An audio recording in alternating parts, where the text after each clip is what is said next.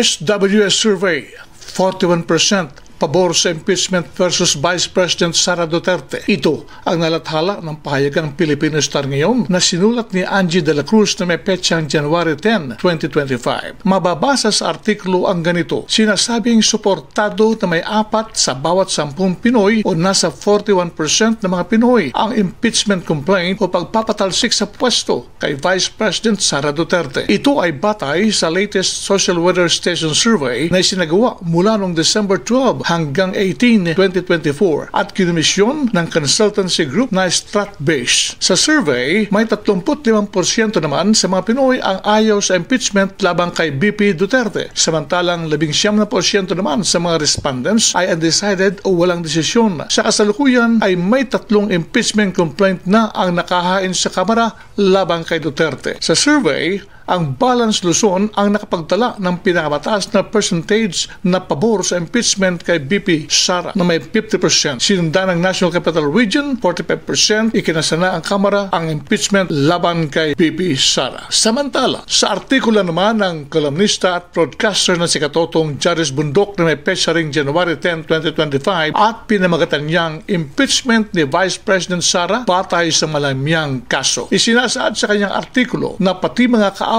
at kritiko ni BP Sara Duterte ay napapailing, mali-mali at mahina umano ang impeachment complaints laban sa kanya. Marami sa mga habla ay mga krimen umano ni Sara noong mayor o vice mayor pa siya ng Davao City. Hindi papasa ang mga ganong habla. Dapat mga kaso lang bilang VP mula noong July 2022 ang isang pa. Hindi pwedeng tanggalin si Sara bilang VP para sa mga sala bago nagsimula ang termino niya. Karamihan ay mga katiwalian sa pagkasta ni Sara ng 612.5 milyong pisong confidential intelligence funds sa Office of the Vice President at Department of Education noong 2022-2024. Pero ang batayan dun ay mga Audit Observation Memo, AOMs, na sinimiti ng Commission on Audit sa House Committee on Good Government. AOMs ay mga paunang question pa lang ng COA sa mga ginasta ni Sara. Ehemplo, ay bakit nagbayad sa mga taong ang pangalan ay Mary Grace Piatos, Fernando Tempura, Raimunda J. Nova, Carlos Miguel Oisi. Halatang mga pangalan ng chichirya yun. Pero maaari naman talagang nagresibo ng CIF sa mga alias pasta lang mayroong ledger na nagtataglay ng mga tunay na pangalan, tirahan, lagda at petsa ng paggasta. May pagkakataon pa magpaliwanag ang Office of the Vice President at ang Department of Education. Mali kung akusahan si Sara ng pagkanlong kay Pastor Paulo Kibuloy. Nililitis pa ang founder ng Kingdom of Jesus Christ. Dapat huwag itong ipolitika. Yung dalawang pagbanta ni Sara lang ang matimbang na kaso. Una, noong October 18, nang imuestra niya sa online video kung paano pupugutan si President Bongbong Marcos. Ikalawa, noong November 24, nang sabihin niya online na umupas siya ng papatay kina BBM, First Lady Liz Araneta at Speaker Martin Romualdez.